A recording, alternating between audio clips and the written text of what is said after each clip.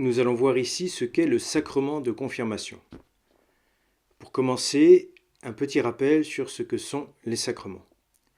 Quel est le but de la vie ? Le but de la vie, c'est de vivre en communion avec Dieu. Dieu nous a créés en sa présence afin que nous vivions en sa présence. C'est ce que nous appelons la sainteté. Comment est-ce possible ? Eh bien, Dieu est un pur esprit et nous avons un esprit. Pas que, mais aussi. Nous avons aussi un corps et une âme. Il y a une connexion possible. Cette connexion possible, nous appelons ça habituellement la grâce d'habitation ou la grâce sanctifiante. Grâce veut dire gracieux, gratuit. C'est le don que Dieu fait de nous associer à lui ou de venir habiter, dit-on, en nous-mêmes, se rendre présent à nous. Cette connexion est possible dans les deux sens, soit que nous allions vers Dieu par la prière, soit que Dieu vienne à nous par les sacrements. Dans les deux cas, la connexion s'établit avec liberté des deux. Je demande à Dieu et il accepte, Dieu se propose à moi et je reçois les sacrements librement. Pourquoi est-ce que Dieu a besoin d'établir cette connexion alors qu'à la création, il nous a créés en sa présence ? Eh bien, c'est parce que après la création, le premier couple humain, Adam et Ève, se séparent de Dieu, rompent la connexion, disloquent la communion, font ce que l'on appelle le péché originel, c'est-à-dire la séparation d'avec Dieu. Et donc Dieu va garder la même idée, nous proposer toujours la reconnexion avec lui, l'alliance avec lui, la communion avec lui. Cette connexion avec lui va se faire de façon suprême, complète, définitive, à travers la croix, c'est-à-dire Dieu va se faire homme et par un acte d'amour infini, avec une infinie délicatesse car il est Dieu, posé au nom des hommes car il s'est fait homme, il va nous réconcilier avec le Père, il va rétablir la communion, il va mettre fin à la séparation, il va réparer la connexion. C'est Jésus qui opère cela sur la croix en nous en laissant un mémorial à travers la scène, l'Eucharistie, la messe, un mémorial, c'est-à-dire la perpétuation de son acte. Cet acte est inachevé, dit-on en hébreu, c'est-à-dire toujours en cours. Et pour bénéficier de cette reconnexion avec Dieu, eh bien Dieu a établi les sacrements qui sont toujours une connexion, reconnexion ou augmentation de la communion avec Dieu, et puis qui ont un effet particulier pour nous aider dans tel ou tel domaine de notre vie. Dieu nous promet son aide.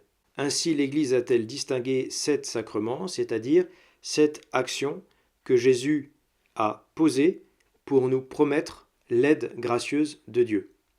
Premier sacrement, le baptême, c'est celui qui établit la connexion avec Dieu et assure notre lien avec lui, la vie de Dieu en nous, on pourrait dire sacrement le plus généraliste possible. Ensuite, il va y avoir la confirmation de ce sacrement qui est destiné à nous aider à témoigner du lien que nous avons avec Dieu vers l'extérieur.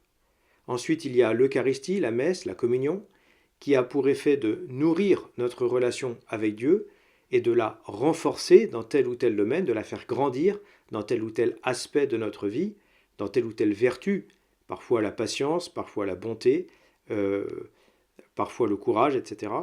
Ensuite, il y a la confession, sacrement de réconciliation, qui vient restaurer la connexion avec Dieu lorsque nous l'avons rompue et qui vient renforcer cette connexion dans les domaines où nous reconnaissons que nous avons du mal à être chrétiens, à être fidèles à Dieu. Il y a ensuite le sacrement de mariage qui vient aider les époux à s'aimer tendrement, généreusement pour toute leur vie et à éduquer leurs enfants dans la voie du Seigneur. Il y a le sacrement de l'ordre, l'ordination, diacre, prêtre, évêque, qui vient consacrer la personne au Seigneur et puis qui vient lui donner la capacité d'être un bon serviteur puis un bon pasteur. Et puis il y a le sacrement de l'extrême-onction, le sacrement des malades, qui vient pardonner les péchés, rétablir la connexion avec le Seigneur, et puis qui vient disposer le malade ou à aller vers Dieu, à quitter cette terre, ou bien à supporter chrétiennement tous les affres de la maladie, toutes les dépendances et humiliations que cela comprend, afin de le vivre avec amour et de l'offrir à Dieu, de le vivre en chrétien. Voilà, petit rappel sur ce que sont les sacrements. nous allons voir maintenant plus particulièrement le sacrement de la confirmation. Ce qu'on ne dit pas souvent, ou pas assez à mon sens, c'est la phrase complète. Le sacrement de la confirmation est le sacrement de la confirmation du baptême. On confirme quelque chose. Confirmer, qu'est-ce que ça veut dire? Ça vient du latin cum firmus, qui signifie avec force. On retrouve ça dans les mots affirmer, affermir, rendre plus ferme, rendre plus fort. Dans le langage courant, on utilise ce vocabulaire. Dans le langage courant, on utilise ce verbe du reste. Imaginons que nous prévoyons de passer le week-end ensemble, mais je ne suis pas encore tout à fait certain de mon emploi du temps. Donc nous prévoyons de passer le week-end ensemble, et néanmoins, je vous le confirmerai par téléphone quand j'en aurai une plus grande certitude. Et du coup, lorsque je vous appelle, je ne dis pas autre chose que nous allons pouvoir passer le week-end ensemble, mais je vous le dis avec plus de force. Je vous confirme notre rendez-vous. Eh bien, c'est cette augmentation, si on peut dire, de la fermeté de l'acte que réalise la confirmation. La confirmation, c'est la confirmation du baptême, c'est un renforcement du sacrement de baptême avec une différence. Ce n'est pas la même chose que le baptême, mais c'est en lien avec le baptême. Pourquoi y a-t-il ces deux sacrements? C'est parce qu'il y a naturellement deux dimensions connexes, deux dimensions qui vont ensemble. Le baptême, qu'est-ce que c'est? C'est plouf dans Dieu, baptizo signifiant plonger. Le baptême, c'est la connexion entre moi et Dieu. Et donc naturellement, si je suis uni à Dieu, mais que je ne suis pas seul sur terre, il va y avoir deux dimensions. Une première dimension, on pourrait dire intérieure, entre moi et Dieu, et puis une deuxième relation extérieure, c'est que moi et Dieu est face au monde. Et du coup, il va y avoir un renforcement du baptême par la confirmation en vue du témoignage vers l'extérieur. Le baptême agit comme ça, la confirmation agit comme ça. Baptême vers l'intérieur, confirmation vers l'extérieur. Mais il s'agit toujours de la relation que j'ai avec Dieu, de l'union que j'ai avec Dieu dans les deux cas. La première confirmation de l'histoire de l'Église est la confirmation des apôtres lors de la fête de la Pentecôte. Ceci nous est raconté dans le livre des Actes des Apôtres au chapitre 2. Il est dit en Saint Jean chapitre 3 verset 22 que Jésus baptisait. Alors on ne sait pas s'il a baptisé ses apôtres, mais il nous est permis de le penser. Mais que Jésus ait baptisé formellement ses apôtres ou pas, lors de la scène, il dit « Vous êtes tous purs, à l'exception de Judas ». Donc il manifeste qu'ils sont en état de grâce, en connexion avec Dieu. Et ensuite, plus tard, aura lieu la Pentecôte, donc la confirmation du baptême des apôtres, le renforcement du lien de communion avec les apôtres en vue du témoignage. Après sa mort et sa résurrection, Jésus reste 40 jours avec ses apôtres et il leur explique toutes choses, il leur ouvre l'intelligence à la compréhension des Écritures.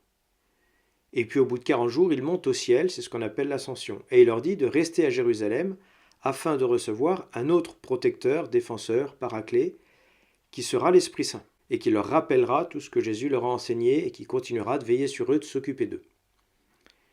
Pendant ce délai, entre l'ascension et la réception du Saint-Esprit, qui aura lieu à la fête de la Pentecôte 10 jours plus tard, les apôtres vont avoir comme premier réflexe de restituer le chiffre 12.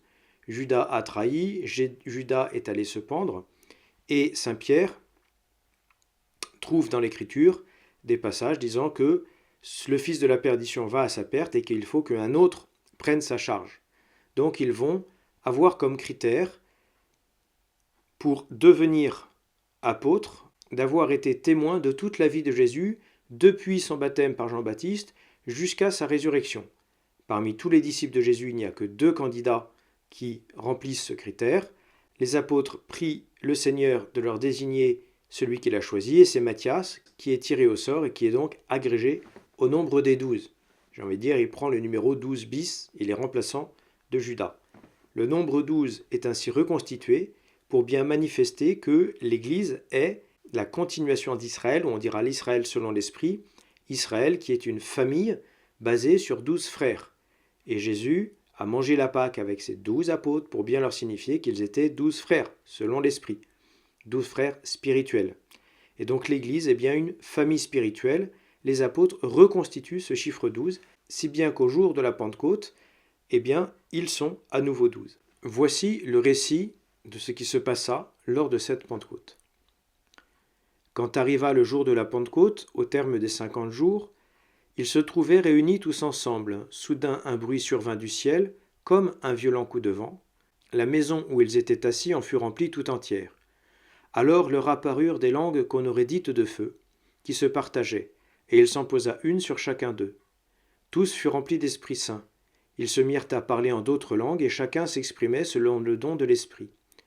Or il y avait, résidant à Jérusalem, des Juifs religieux venant de toutes les nations sous le ciel.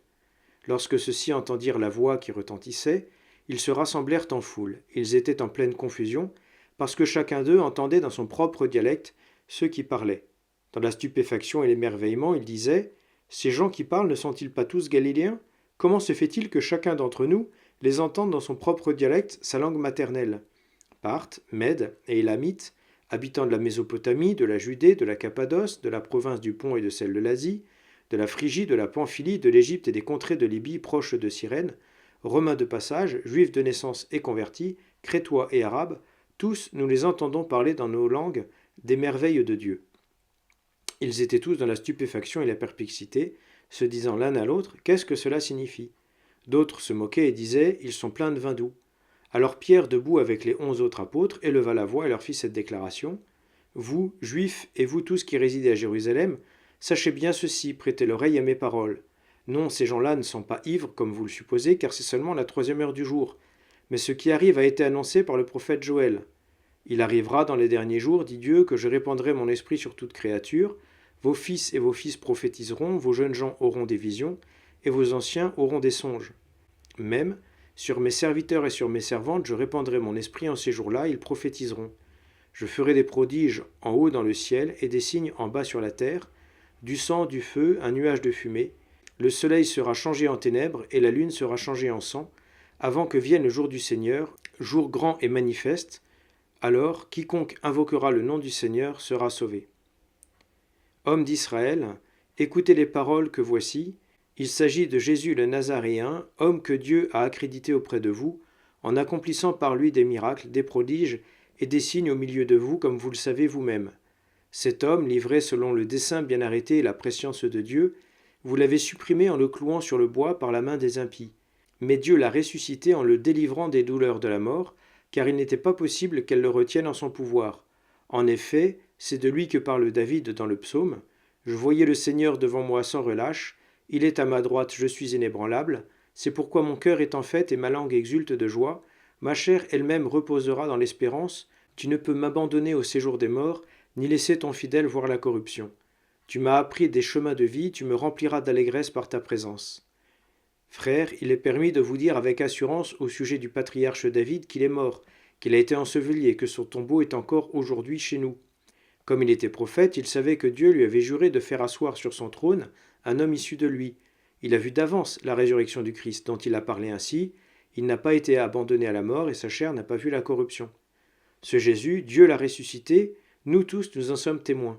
Élevé par la droite de Dieu, il a reçu du Père l'Esprit Saint qui était promis, et il l'a répandu sur nous, ainsi que vous le voyez et l'entendez. David, en effet, n'est pas monté au ciel, bien qu'il dise lui-même « Le Seigneur a dit à mon Seigneur, siège à ma droite, jusqu'à ce que j'aie placé tes ennemis comme un escabeau sous tes pieds. » Que toute la maison d'Israël le sache donc avec certitude, Dieu l'a fait Seigneur et Christ, ce Jésus que vous avez crucifié. Les auditeurs furent touchés au cœur. Ils dirent à Pierre et aux autres apôtres « Frères, que devons-nous faire ?» Pierre leur répondit « Convertissez-vous, et que chacun de vous soit baptisé au nom de Jésus-Christ pour le pardon de ses péchés. Vous recevrez alors le don du Saint-Esprit. Car la promesse est pour vous, pour vos enfants et pour tous ceux qui sont loin, aussi nombreux que le Seigneur notre Dieu les appellera. » Par bien d'autres paroles encore, Pierre les adjurait et les exhortait en disant « Détournez-vous de cette génération tortueuse et vous serez sauvés. » Alors ceux qui avaient accueilli la parole de Pierre furent baptisés. Ce jour-là, environ 3000 personnes se joignirent à eux. Voilà le récit de la Pentecôte. Pour comprendre ce qui se passe le jour de la Pentecôte, nous devons exercer un petit décryptage, car dans ce récit, lors de cet événement, il y a des phénomènes que les Juifs comprennent, c'est dans leur culture, mais par contre, nous devons recevoir un décryptage pour pouvoir les comprendre. Nous allons voir ainsi les deux signes qui sont donnés, le vent violent et les langues de feu, et puis comprendre quel jour cela se passe, ce qu'est ce jour que la Pentecôte, qui est déjà une fête juive. Le vent violent. Dit comme cela, on ne comprend pas très bien, mais si je vous le mime, ou si je vous le traduis en disant comme un souffle puissant, eh bien vous comprenez bien que le signe qui est donné annonce le Saint-Esprit, car en hébreu, Saint-Esprit, spiritus, signifie le souffle, roi. Donc Jésus a dit, vous recevrez roi, le Saint-Esprit, le souffle de Dieu, et c'est par un souffle violent que le Saint-Esprit s'annonce. Il donne sa carte de visite. Et le deuxième signe qui est donné lors de la Pentecôte, ce sont des langues de feu qui viennent se poser sur chacun des apôtres. Un feu qui se divise et qui vient se poser sur chacun des apôtres. Ce signe-là renvoie à l'Ancien Testament au phénomène du buisson ardent, à l'époque de Moïse. Moïse a l'attention attirée, Moïse fait paître son troupeau à l'Horeb, la montagne de Dieu, et puis son attention est attirée par un buisson d'épines qui brûle sans se consumer. Il y a du feu dans le buisson et il semble ne pas y avoir de braise. Alors Moïse approche, étonné par ce phénomène, et du buisson, une voix va lui adresser la parole. Et voilà ce qui est écrit. Dieu l'appela du milieu du buisson, Moïse, Moïse. Il dit, me voici. Dieu dit alors, n'approche pas d'ici, retire les sandales de tes pieds, car le lieu où tu te tiens est une terre sainte. Et il déclara, je suis le Dieu de ton père, le Dieu d'Abraham, le Dieu d'Isaac, le Dieu de Jacob. Moïse se voila le visage, car il craignait de porter son regard sur Dieu. Le Seigneur dit, j'ai vu, oui, j'ai vu la misère de mon peuple qui est en Égypte, et j'ai entendu ses cris sous les coups des surveillants. Oui, je connais ses souffrances. Maintenant donc, va, je t'envoie chez Pharaon, tu feras sortir d'Égypte mon peuple, les fils d'Israël. Et Moïse a deux objections. Il dit, mais de la part de qui, vont me dire les Hébreux. Et donc Dieu dit, tu leur diras, mon nom est Yahvé, je suis là. Et puis Moïse a 70 ans, il n'est pas dans la force de l'âge, et Dieu lui donne un bâton pour que de ce bâton, il fasse des prodiges et frappe l'Égypte des 10 plaies d'Égypte. Ce qu'il faut comprendre, c'est que au buisson ardent, il y a la puissance de Dieu, le feu de Dieu, qui s'empare d'un buisson épineux qui représente l'homme, sans le détruire. Lorsque Dieu possède une personne, il ne la détruit pas. Il respecte sa liberté et sa personnalité. Mais il y a bien une action divine, il y a bien un effet quand même que l'on peut sentir. Et à la Pentecôte, c'est ce signe qui est donné pour montrer qu'il y a bien une possession de Dieu dans le cœur des apôtres, mais que c'est un feu qui ne détruit pas, c'est une possession qui respecte.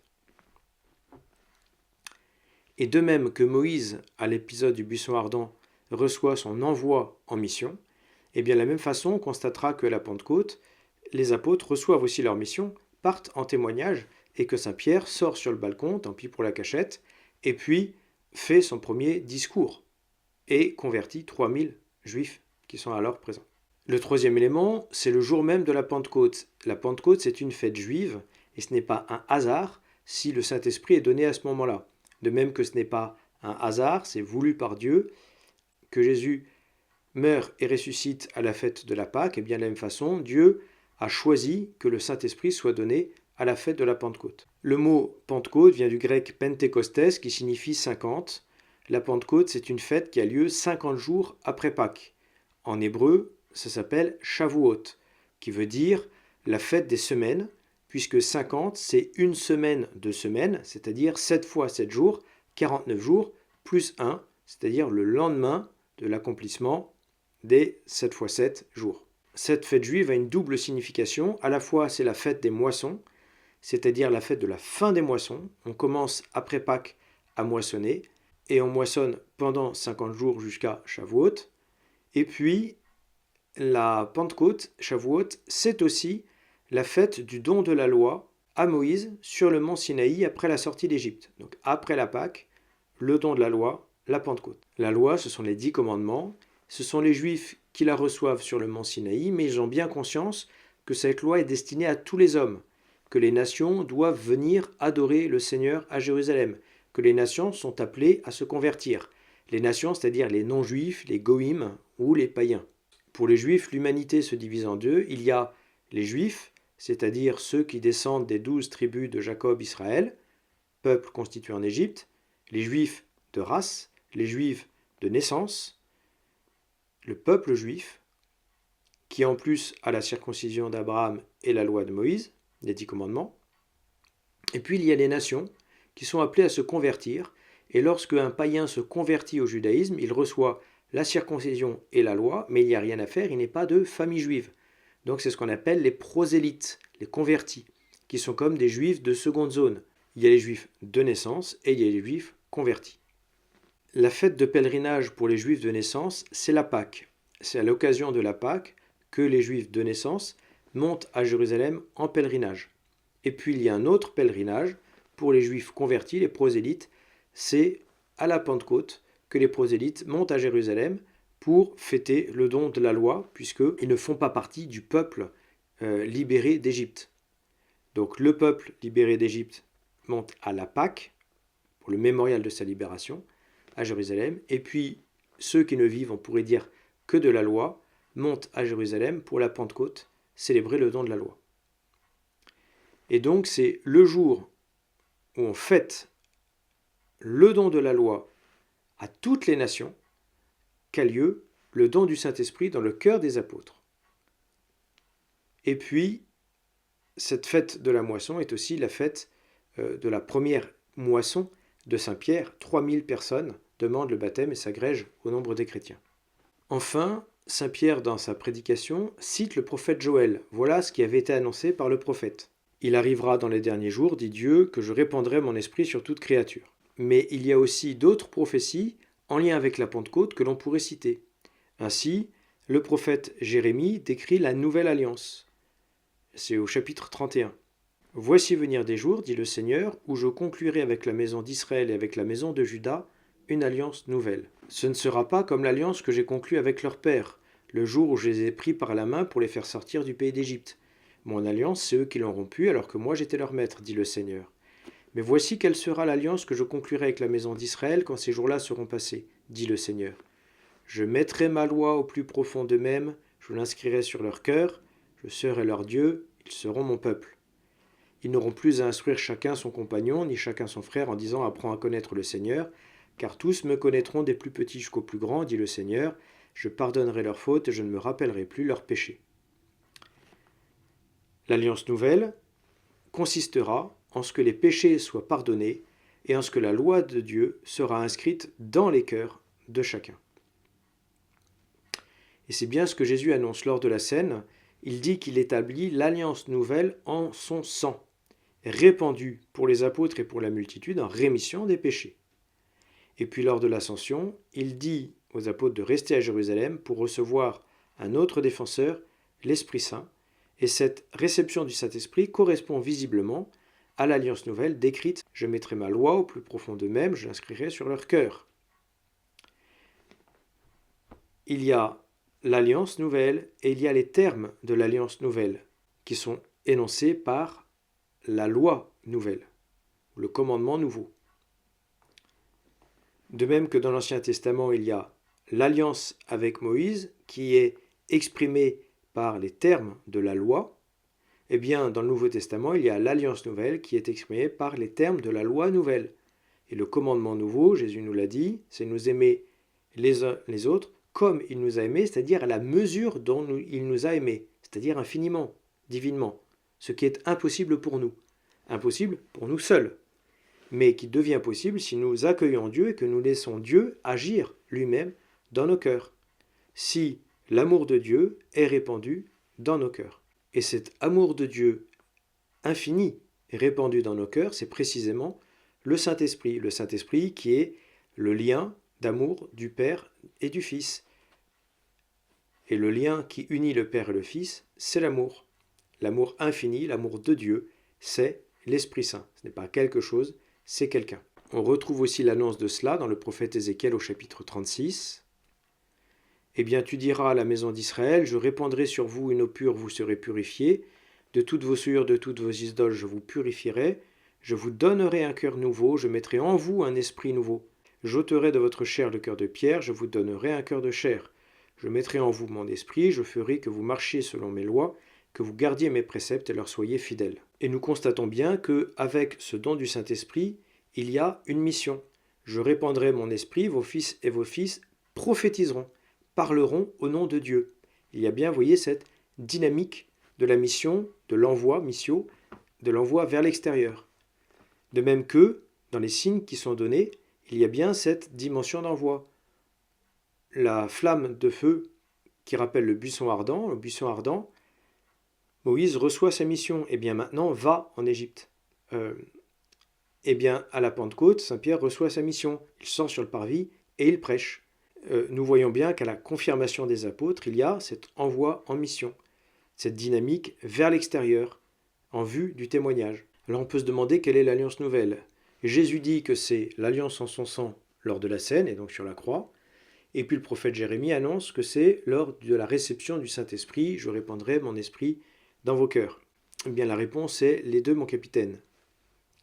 L'alliance nouvelle, c'est les deux couches. C'est à la fois la connexion avec Dieu, ce que Jésus va établir sur la croix et qui nous est communiqué par le baptême, connexion avec Dieu, j'ai presque envie de dire en bas débit, et puis renforcement de cette connexion avec l'Esprit Saint répandu dans nos cœurs, et le passage au haut débit, c'est-à-dire la capacité à témoigner, pas simplement ma petite vie intérieure avec Dieu, mais ma petite vie intérieure avec Dieu, dont je suis capable de rendre compte à l'extérieur. Il y a besoin de recevoir le baptême et la confirmation du baptême pour être en quelque sorte un chrétien accompli.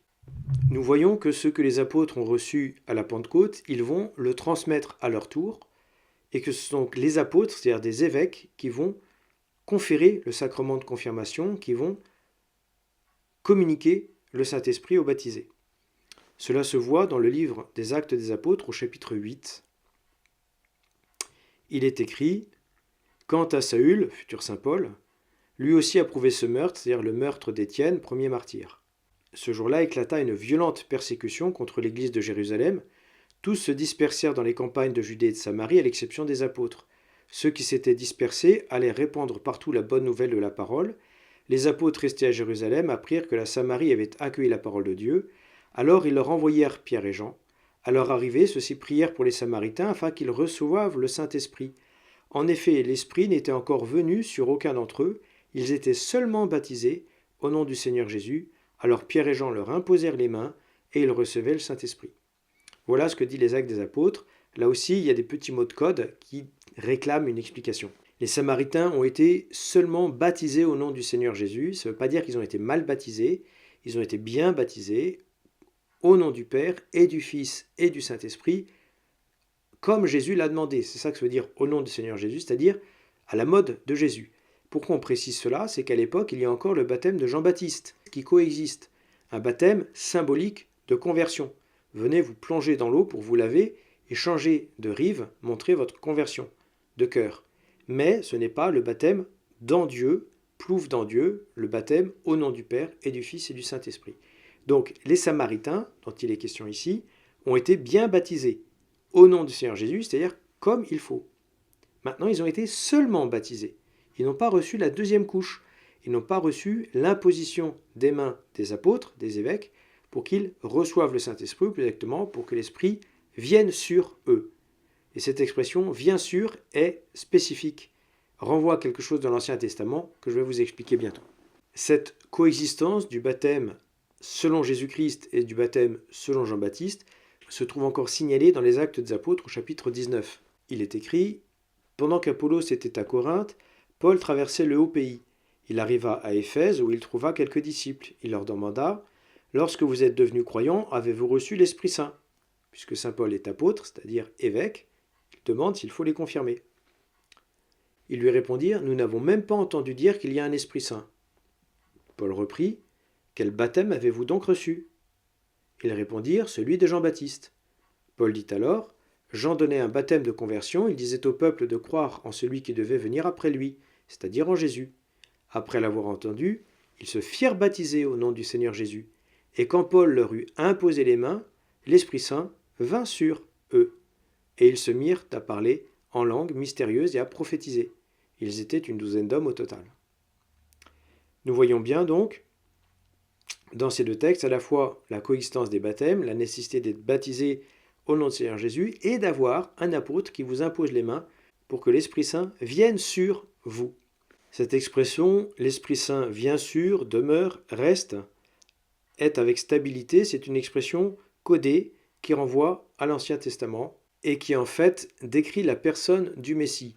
Jésus est le Messie, le consacré à Dieu, celui qui est 100% avec Dieu, celui sur qui l'Esprit du Seigneur est, reste, est sûr, demeure, est stable. On trouve cette façon de décrire le Messie dans la bouche de Jean-Baptiste. Il est écrit, donc Saint Jean chapitre 1, « Cela se passait à Bethabara, au-delà du Jourdain, là où Jean baptisait.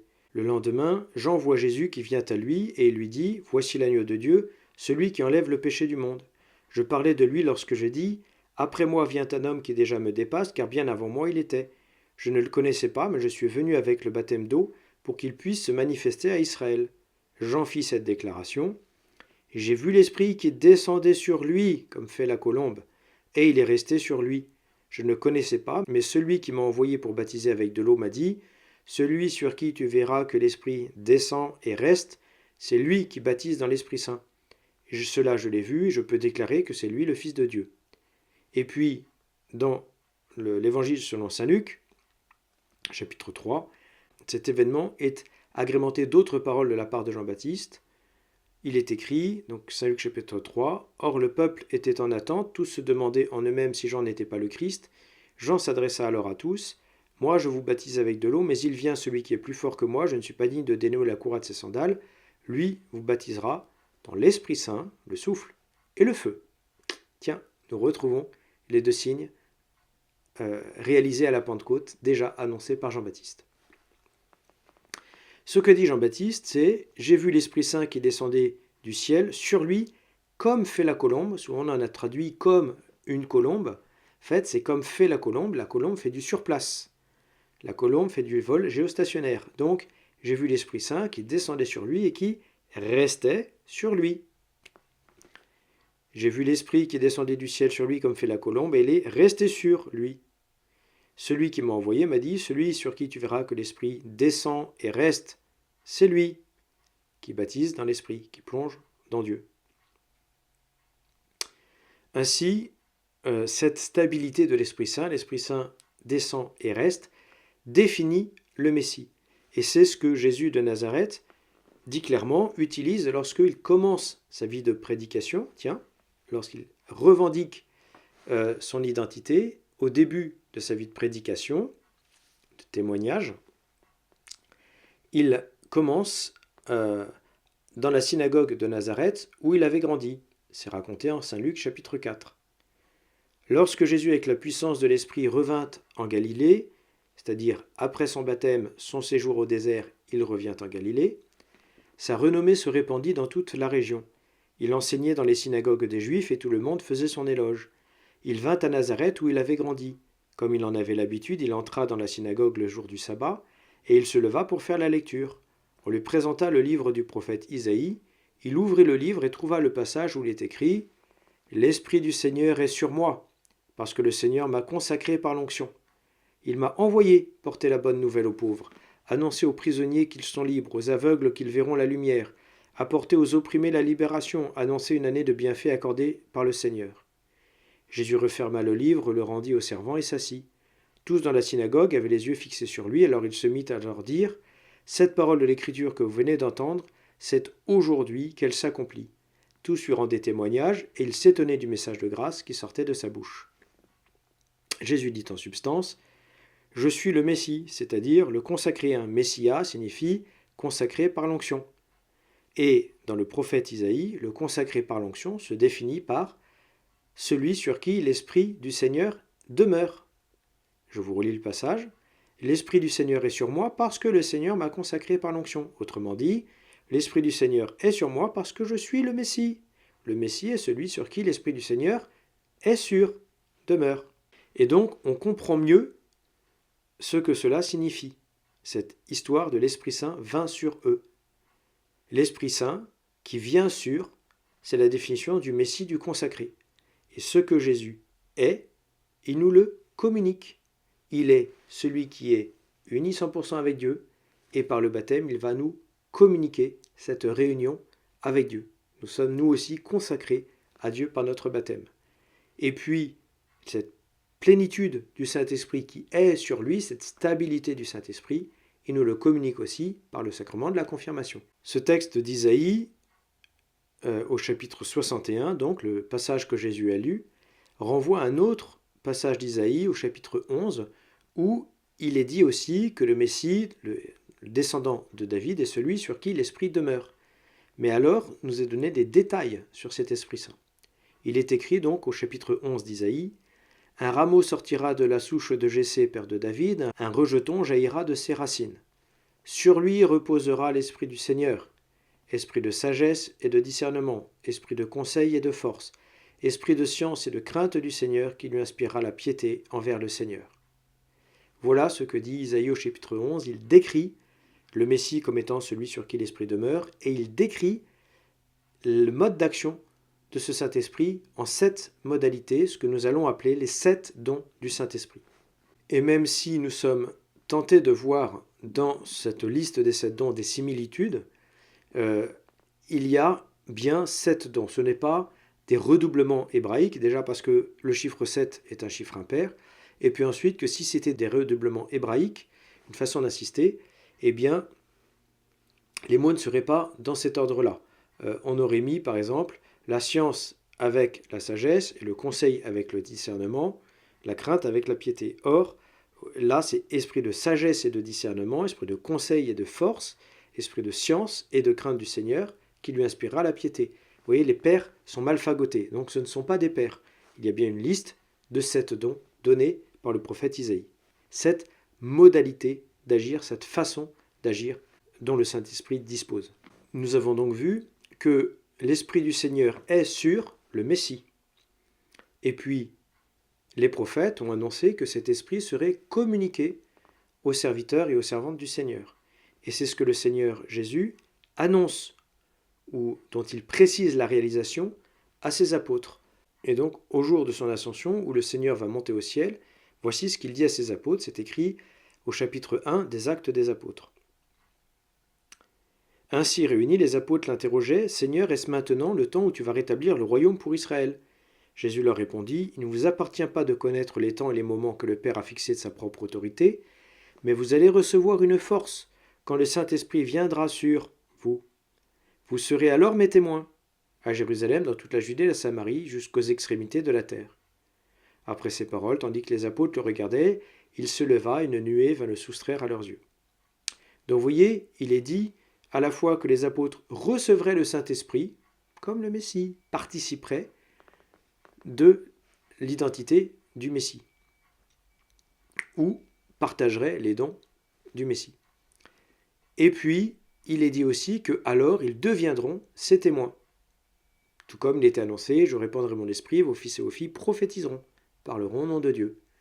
Réception du Saint-Esprit en vue du témoignage, de la prédication. J'insiste. Et ce que les apôtres ont reçu, eh bien, ils le communiquent aux autres baptisés par l'imposition des mains. Ainsi, les baptisés, eux aussi, peuvent être boostés par le Saint-Esprit en vue du témoignage. Et c'est cela, notre sacrement de la confirmation. Nous constatons aussi, je vous ai dit, que lorsque Dieu possède une personne et ne la détruit pas, et nous constatons aussi, dans le récit de la Pentecôte, que c'est Saint Pierre qui va sortir sur la terrasse pour faire la prédication. Saint Pierre, celui qui a une grande bouche, celui qui, au lavement des pieds, s'insurge en disant non, non. Et puis celui qui, lorsque Jésus annonce que quelqu'un va le trahir, dira pas moi, si tous te trahissent, moi je ne te trahirai pas. Saint Pierre la grande bouche, Saint Pierre l'excessif. Et du coup, c'est bien Saint Pierre qui va encore sortir dehors et ouvrir sa bouche. Il y a bien un respect, vous voyez, du caractère de la personne, un respect par Dieu de la personne qui est pourtant sous influence du Saint-Esprit, qui va être boosté, fortifié par le Saint-Esprit pour agir selon Dieu, conjointement avec Dieu. Cette façon d'agir de Dieu en nous, c'est bien un renforcement, une façon d'être boosté, ou on pourrait dire d'être sous adrénaline spirituelle. C'est Dieu qui va en nous prendre le lead, c'est Dieu qui va agir par nous, avec nous et en nous, librement, mais on verra bien que nous agissons selon le mode de Dieu, c'est-à-dire selon un mode qui nous dépasse. Pour comprendre ce mode d'action de dopant spirituel, il y a une illustration très simple que tout le monde peut comprendre, c'est celle d'Astérix le Gaulois. Astérix peut lutter contre les Romains avec son glaive. Il peut faire de l'escrime. À 1 contre 1, ça marche. Avec ses propres forces, il peut lutter contre les Romains. Mais lorsqu'il s'agit de lutter contre une légion romaine, contre une foule de Romains, eh bien là, il n'est pas de taille. Et donc, qu'est-ce qu'il va faire? Il va boire de la potion magique, ses forces vont être décuplées, et il va pouvoir défoncer les Romains. Seulement voilà, Astérix ne peut voir ses forces décuplées que s'il possède une gourde de potion magique. Et bien de la même façon, nous allons voir que par le baptême, nous pouvons librement exercer nos facultés, ce qu'on va appeler nos vertus, nos forces naturelles, et puis que de temps en temps, cela ne suffit pas. Il y a des défis qui s'imposent à nous, un témoignage qui s'impose à nous et qui dépasse nos propres capacités. Alors nous pouvons être dopés par le Saint-Esprit, à la seule condition, c'est d'avoir reçu le sacrement de confirmation, d'être disposé de telle sorte que le Saint-Esprit puisse agir en nous, d'avoir notre gourde de potion magique. Et alors, lorsque nous nous ouvrons au Saint-Esprit, que nous demandons d'agir en nous, eh bien, il va y avoir ce coup d'accélérateur. Nous allons alors agir selon le mode divin. Nous allons passer en haut débit. Nous allons être dopés pour agir. Une explication plus classique de cette façon que Dieu a d'agir en nous, d'accélérer en nous, est l'image de la barque. Nous pouvons en effet faire avancer notre barque à la force de nos petits bras en ramant. Ceci représente nos vertus. Et puis nous pouvons aussi dresser une voile et lorsqu'il y a du vent, attraper le vent et accélérer soudainement. Nous n'agissons plus à la même vitesse. Mais nous ne pouvons attraper le vent que si nous avons prédisposé la voile. Donc de la même façon, eh bien, nous pouvons agir seuls avec nos vertus, selon le sacrement de baptême. Et puis de temps en temps, lorsque les choses vont être plus difficiles pour nous, si nous avons reçu le sacrement de la confirmation, eh bien le Saint-Esprit pourra agir en nous et agir selon sa modalité propre, à sa vitesse. Et ainsi, nous pourrons rendre un témoignage et poser des actions qui dépassent nos forces habituelles, nos propres forces, et agir selon le mode de l'Esprit Saint, où nous dirons être agi par l'Esprit Saint, selon ses modalités à lui, sa façon de faire à lui, ses capacités à lui. Nous parlons habituellement des 7 dons du Saint-Esprit lors du sacrement de confirmation. Maintenant, nous avons reçu le Saint-Esprit à notre baptême. Nous sommes en communion avec le Père, le Fils et le Saint-Esprit, avec la Trinité. Donc nous avons bien reçu le Saint-Esprit et le Saint-Esprit agit bien en nous. Et il agit selon cette modalité. Il n'a que cette modalité pour agir. Sauf que les modalités d'action du Saint-Esprit selon le baptême, c'est en vue de notre relation avec Dieu. Et à la confirmation, c'est en vue de notre témoignage extérieur. Donc c'est juste cette orientation de l'action qui est modifiée. Et donc, au baptême, par exemple, le don de sagesse consiste à goûter Dieu et s'abandonner à lui. Et à la confirmation, à répandre le règne de Dieu autour de nous-mêmes. Le don d'intelligence consiste au baptême à comprendre les mystères de Dieu et à la confirmation à les expliquer aux autres, en utilisant la parole de Dieu ou d'autres recours. Le don de conseil au baptême, c'est l'ingéniosité pour prendre les bonnes décisions en bon moment. À la confirmation, c'est pour expliquer aux autres comment agir judicieusement et pour défendre la foi de la bonne façon. Le don de force au baptême, c'est la persévérance de notre vie chrétienne ordinaire. À la confirmation, c'est la force pour braver le respect humain et affirmer notre foi, témoigner. Le don de science, c'est au baptême de voir Dieu dans les événements, comprendre Dieu. À la confirmation, c'est d'expliquer aux autres Dieu dans leur vie, d'exercer une direction spirituelle des autres. Le don de crainte au baptême, c'est la peur, la crainte de peiner Dieu par notre péché. À la confirmation, c'est la crainte, la peur de déplaire à Dieu en manquant de témoigner de notre foi. La piété au baptême, c'est la profonde confiance en Dieu. À la confirmation, c'est une grâce particulière pour toucher les cœurs des autres. Vous voyez, il y a toujours ces directions différentes au baptême ou à la confirmation et les modalités du Saint-Esprit, les 7 dons du Saint-Esprit qui sont les mêmes. Saint Paul, dans l'Épître aux Galates, va décrire l'action du Saint-Esprit en nous, on pourrait dire l'action ordinaire du Saint-Esprit, l'action du Saint-Esprit par le baptême, et il va distinguer du coup les fruits du Saint-Esprit. Il dit, on sait bien à quelles actions mène la chair, débauche, impureté, obscénité, idolâtrie, sorcellerie, haine, querelle, jalousie, colère, envie, division, sectarisme, rivalité, beuverie, gloutonnerie et autres choses du même genre. Je vous préviens, comme je l'ai déjà fait, ceux qui agissent de cette manière ne recevront pas en héritage au royaume de Dieu. Mais voici ce que produit l'Esprit Saint. Amour, joie, paix, patience, bonté, bienveillance, foi, humilité, maîtrise de soi. Puisque l'Esprit nous fait vivre, laissons-nous conduire par l'Esprit. Ça, c'est ce que nous allons appeler les fruits du Saint-Esprit. En plus de ces fruits du Saint-Esprit dans la vie personnelle du chrétien, Saint Paul va parler de charisme, de cadeaux, que Dieu fait pour l'édification de l'Église, pour le fonctionnement harmonieux de l'Église. Saint Paul écrit, dans la première épître aux Corinthiens chapitre 12, « Les dons de la grâce sont variés, mais c'est toujours le même Esprit Saint qui agit. Les fonctions dans l'Église sont variées, mais c'est toujours le même Seigneur. Les activités sont variées, mais c'est toujours le même Dieu qui agit en tous. Chacun reçoit le don de manifester l'Esprit en vue du bien de tous. À celui-ci est donné, grâce à l'Esprit, le langage de la sagesse de Dieu, à un autre, toujours par l'Esprit, le langage de la connaissance de Dieu. À un autre reçoit dans l'Esprit le don de la foi, un autre encore des pouvoirs de guérison dans l'unique Esprit, un autre peut faire des miracles, un autre est un prophète, un autre sait reconnaître ce qui vient vraiment de l'Esprit Saint, l'un reçoit le don de dire toutes sortes de paroles mystérieuses, l'autre le don de les interpréter. Mais celui qui agit en tout cela, c'est le même et unique Esprit. Il distribue ses dons à chacun selon sa volonté. Prenons une comparaison, notre corps forme un tout. Il a pourtant plusieurs membres, et tous les membres, malgré leur nombre, ne forment qu'un seul corps. Il en est ainsi pour le Christ, tous, juifs ou païens, esclaves ou hommes libres, nous avons été baptisés dans l'unique Esprit pour former un seul corps. Tous, nous avons été désaltérés par l'unique Esprit. Ça, c'est ce que nous appelons les charismes. Et puis il y a les dons du Saint-Esprit, qui sont donc agissant en chacun en vue du témoignage. Le Saint-Esprit donné à chacun en vue de sa sanctification qui produit les fruits, les dons du Saint-Esprit donnés à chacun en vue du témoignage, et puis les charismes du Saint-Esprit donnés à tel ou tel en vue de l'édification du corps du Christ qu'est l'Église, de la cohérence de l'Église, du bon fonctionnement de l'Église. Il y a 3 sacrements que l'on ne peut recevoir qu'une seule fois dans notre vie chrétienne, le baptême, la confirmation du baptême, et puis le sacrement de l'ordre, l'ordination, diacre, prêtre, évêque. On est tenté de dire le mariage, mais en fait, on a droit de se remarier après veuvage. Le mariage ne nous marie que durant cette vie, c'est-à-dire jusqu'à ce que la mort nous sépare.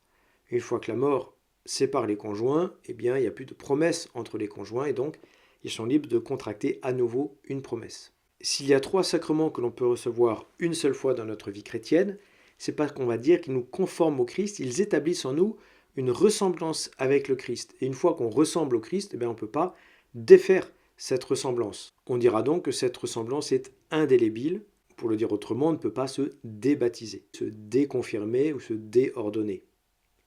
On peut renier sa foi, on peut ne pas témoigner et on peut être privé de l'exercice du ministère, mais on reste baptisé, confirmé ou diacre, prêtre, évêque. Ces sacrements établissent en nous une ressemblance avec le Christ et pourtant vous voyez qu'il y a, on pourrait dire, 3 degrés de ressemblance avec le Christ, une ressemblance de plus en plus précise. Un petit peu comme si vous voyez quelqu'un à 50 mètres, vous dites tiens, il ressemble à un être humain. C'est-à-dire que ce n'est pas un chien. À 20 mètres, vous dites, tiens, il ressemble à un homme. Sous-entendu, ce n'est pas une femme. Et puis, à 5 mètres, vous dites, tiens, il ressemble à Bernard. Et pas à un autre. Et puis à 1 mètre, vous dites, ah bah non, c'est pas Bernard, mais il lui ressemblait. Il m'y a fait penser. Et bien de la même façon, il y a 3 degrés de ressemblance, mais c'est toujours une ressemblance avec le Christ, une ressemblance de plus en plus précise avec le Christ. La première ressemblance qui nous est donnée est celle par le baptême. Au baptême, je suis plongé dans Dieu, c'est moi plus Dieu. Eh bien, je ressemble à Jésus qui est Dieu fait homme, Dieu plus homme. C'est pas exactement la même chose, je ne suis pas Dieu par nature fait homme, je suis homme par nature, associé à Dieu par grâce. Mais il y a bien une ressemblance, un baptisé ressemble plus à Jésus qu'un non baptisé, pour le dire autrement. Donc voilà la première ressemblance, celle du baptême. À la confirmation, je ressemble un peu plus à Jésus, puisque avec le don du Saint-Esprit en vue du témoignage, eh bien je ressemble à Jésus lorsqu'il commence sa vie publique et qu'il revendique la plénitude du Saint-Esprit. L'Esprit du Seigneur est sur moi, car le Seigneur m'a envoyé porter la bonne nouvelle. Vie publique, prédication de Jésus. Donc je ressemble à Jésus, on pourrait dire à l'incarnation au niveau du baptême, l'enfant Jésus, et je ressemble à Jésus à l'âge adulte, à la confirmation. C'est un petit peu mieux, un petit peu plus. Et puis, dans le sacrement de l'ordre, je ressemble à Jésus à la fin de sa vie, au lavement des pieds pour le diacre, à la scène, à la messe pour le prêtre, et puis à la croix pour l'évêque. La réalisation plénière de la scène, la réalisation en acte de la scène.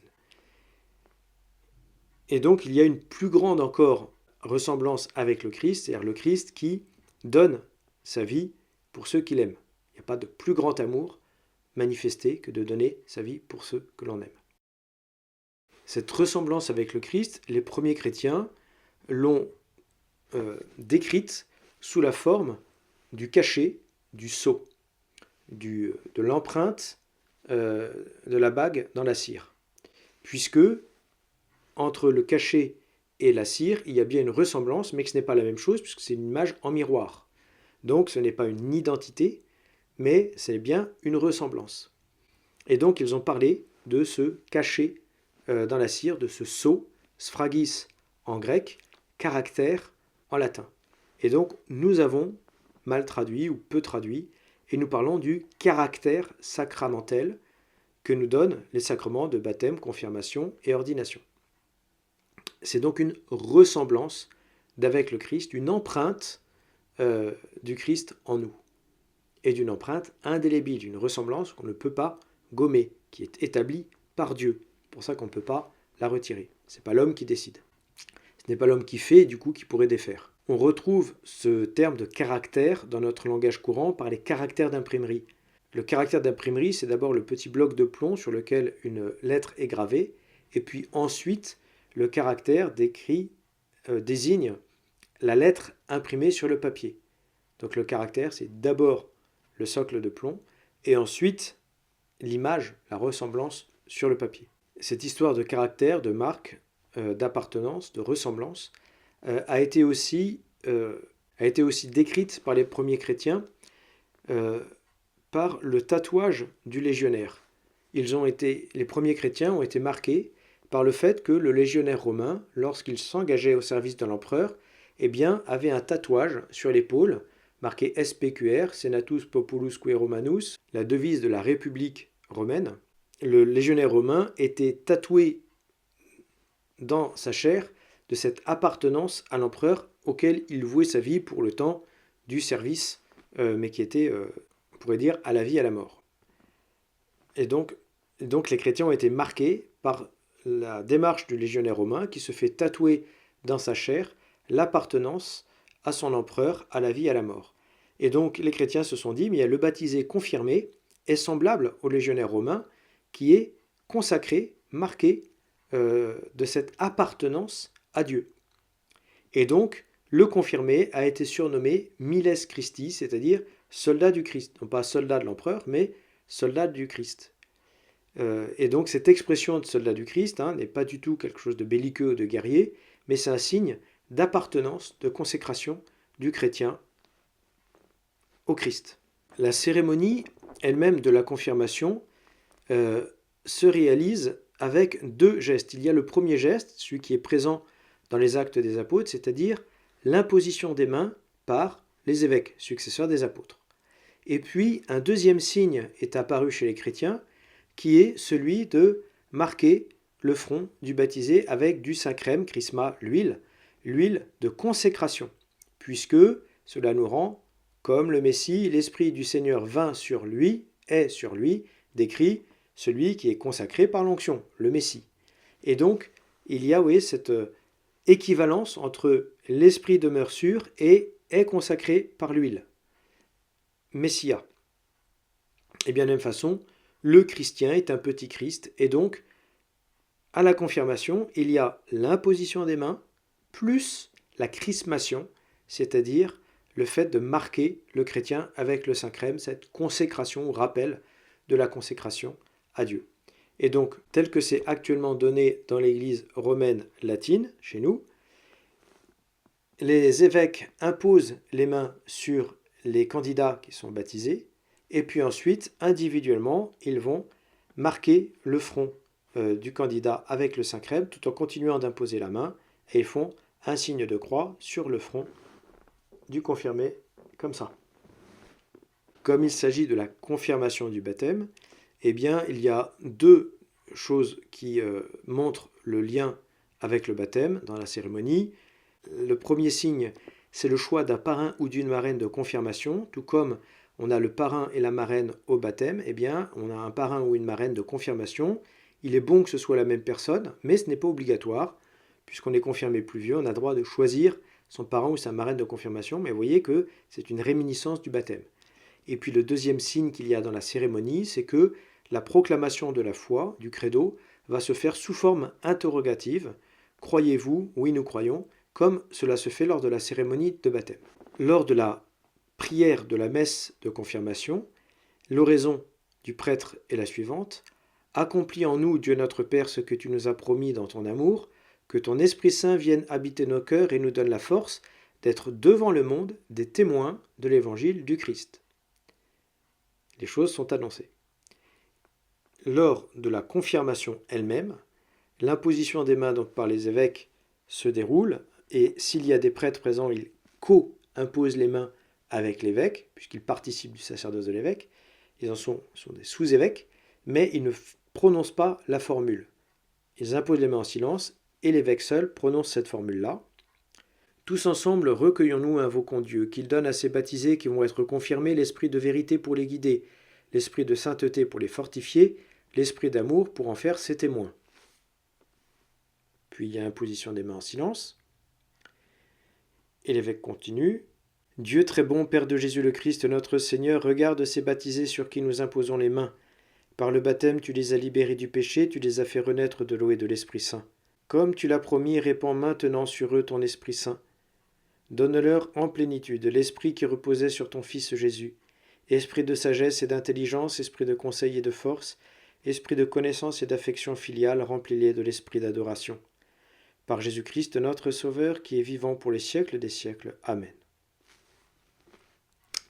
Puis chaque confirmant s'approche individuellement, et l'évêque dit, prénom de baptême, un tel, soit marqué de l'Esprit Saint, le don de Dieu. Et ensuite, il lui fait une petite accolade, en disant qu'il te garde dans la paix, ou parfois une petite claquade. Ce geste-là vient du Moyen-Âge, l'accolade vient de l'adouement des chevaliers, vous voyez, c'est la traduction du légionnaire romain de façon médiévale, consacré au Seigneur. Geste aussi de l'adouement, donc, de la protection du suzerain envers son vassal, protection de l'Église envers son petit confirmé. Et puis, dans les premiers siècles, eh bien, c'était un geste de paix, un baiser de paix qui était échangé entre l'évêque et le confirmé. Et puis, ce geste de vassalité, d'adoubement, eh bien, s'est déformé et est devenu une claque dans laquelle on dit, eh bien, tu pourras maintenant subir les affronts du monde pour défendre ta foi. Sois prêt à témoigner au risque de t'en prendre plein la tronche. Mais c'est vraiment un geste qui a été déformé. Aujourd'hui, on revient vraiment à un geste beaucoup plus, pour dire, fraternel, bienveillant, d'adoubement que le Seigneur, et un geste de paix, que le Seigneur te garde dans la paix. Et donc, relativement à ce geste aussi, eh bien, le confirmant, celui qui doit être confirmé, écrit à l'évêque une lettre de demande pour recevoir la confirmation. Il exprime sa volonté explicite de recevoir la confirmation, et puis il argumente un petit peu, il raconte sa vie, il se confie à l'évêque. Vous voyez, toujours le vassal se met dans les mains de son suzerain. Dernier point, cette histoire de témoignage. On peut trembler à l'idée de devoir témoigner. Saint Paul, lui, a écrit aux Corinthiens « Malheur à moi si je n'annonce pas l'Évangile ». Dans le passage de cette lettre, saint Paul règle ses comptes, à vrai dire, avec les chrétiens de Corinthe qui l'avaient accusé d'annoncer l'Évangile pour s'enrichir. Et donc, saint Paul est hors de lui, il répond en substance de quoi je me mêle, et puis ensuite, il va quand même argumenter en disant que s'il prêche, c'est par devoir, non par profit. Et la preuve en est que lui-même a toujours travaillé de ses mains pour ne pas être à charge de ceux qui l'accueillaient. Ainsi, lorsqu'il a évangélisé Corinthe et Thessalonique, il travaillait en parallèle. Et puis parfois, eh bien, il est accueilli et nourri par les personnes qui reçoivent de lui la prédication, car c'est aussi un travail que de prêcher. Mais il reçoit les dons volontairement faits, l'accueil volontairement fait, mais il ne s'impose pas et n'exige rien. Voilà sa réponse. Et puis, ce qu'il dit aux chrétiens de Corinthe, ce sont ses motivations. Ses motivations, c'est d'abord d'imiter le Christ lui-même, qui a été prédicateur de la bonne nouvelle, de la victoire de Dieu sur le mal, et puis aussi pour lui de vivre en fidèle disciple du Christ pour avoir part à l'héritage que lui-même annonce. Il ne veut pas être disqualifié au terme de sa vie. Évangéliser est chez saint Paul un devoir, c'est-à-dire une poussée interne en rapport avec les dons du Christ qu'il a reçus, notamment l'apparition du Christ sur le chemin de Damas. Et Jésus a bien donné à ses disciples la mission d'aller de toutes les nations faire des disciples, les baptiser au nom du Père et du Fils et du Saint-Esprit, de leur apprendre à garder ses commandements, à vivre en chrétien. Le Concile Vatican II a creusé cette histoire de témoignage en disant que cette nécessité d'aller témoigner, ou cet appel du Christ à faire de nous des témoins, est cohérent avec Dieu lui-même. Nous sommes à l'image de Dieu, nous agissons à l'imitation de Dieu, et Dieu lui-même, il est mouvement extérieur. Dieu lui-même, à l'intérieur de la Trinité, il est mouvement, il est relation. Il y a le Père qui engendre le Fils qui ne fait qu'un avec lui, ce qui réalise le Saint-Esprit. Et puis, cet envoi du Fils par le Père pour rétablir la communion des hommes avec lui. Et puis cette prolongation de la mission du Fils par l'envoi du Saint-Esprit à la Pentecôte. Et ensuite, cet envoi des disciples pour être missionnaires, équipés pour la mission. Il n'y a pas vraiment d'âge pour être missionnaire, il n'y a pas vraiment de recette pour évangéliser, mais ce qui est sûr, c'est qu'il y a une façon d'être qui évangélise. C'est-à-dire que si vous venez évangéliser les autres en leur faisant la leçon, moi je connais la vérité, je vais te l'imposer, vous ne serez pas bien reçu. Si vous vous mettez à côté des autres en face du mystère de Dieu et que vous leur dites, eh bien je viens vous annoncer le mystère de Dieu qui m'a été révélé et que je viens moi aussi vous communiquer, pour que nous soyons ensemble face à Dieu et bénéficiant de ses bienfaits, eh bien vous risquez d'être beaucoup mieux reçus.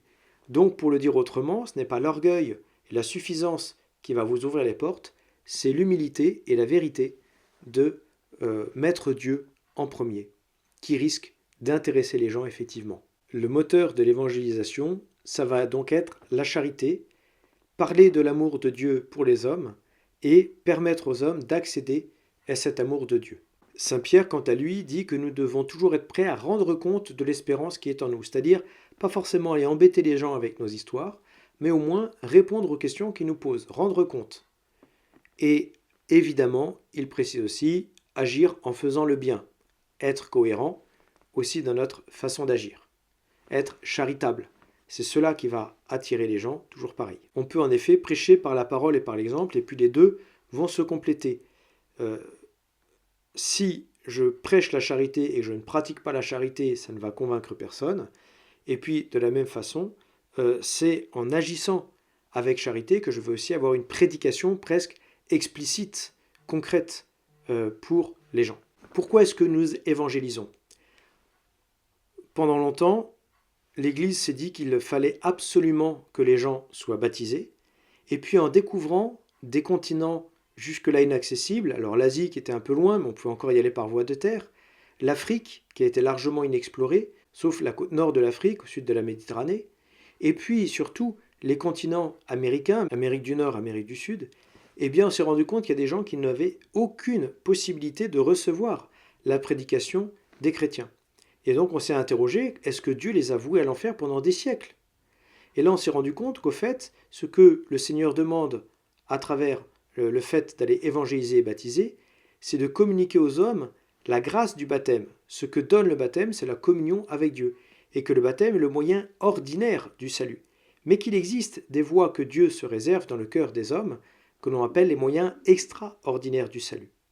Et néanmoins, même si les gens peuvent être sauvés sans recevoir matériellement le baptême, mais en étant unis dans leur cœur à Dieu en étant des hommes de bonne volonté, en jouissant quand même de ce que le baptême donne, la grâce baptismale, eh bien nous sommes invités quand même à maintenir notre élan missionnaire envers eux, puisque notre élan missionnaire va leur donner la connaissance de la plénitude de la vérité et va les faire accéder à la plénitude des moyens du salut. Et il n'y a rien à faire, c'est quand même beaucoup plus facile de vivre selon Dieu si l'on a entendu parler de Dieu, qu'on sait quelle est sa volonté, et qu'en plus, par les sacrements, on a été connecté avec Dieu et que nous sommes bénéficiaires de son aide, de sa grâce. Donc, c'est plus facile de parvenir au paradis en étant chrétien, et c'est pour faciliter cet accès à Dieu que les chrétiens sont appelés à témoigner. Sachant que Dieu se réserve d'autres voies, cela aussi peut nous rassurer, pas éteindre notre zèle, mais nous permettre de prendre un peu plus de temps parfois dans notre approche. Il n'y a pas urgence absolue, il y a nécessité et il y a favorisation du lien avec Dieu à travers la vie chrétienne. Bien évidemment, notre façon de toucher les cœurs, d'évangéliser, doit aussi être doublée par notre prière pour les gens que nous souhaitons voir accéder à Dieu. Prions pour les gens que nous évangélisons. Je termine avec cette prière au Saint-Esprit. Ô Esprit Saint, amour du Père et du Fils, inspirez-moi toujours ce que je dois penser, ce que je dois dire, comment je dois le dire, ce que je dois taire, ce que je dois écrire, comment je dois agir et ce que je dois faire, pour procurer votre gloire, le bien des âmes et ma propre sanctification. Amen. Voilà, à bientôt, Dieu vous garde.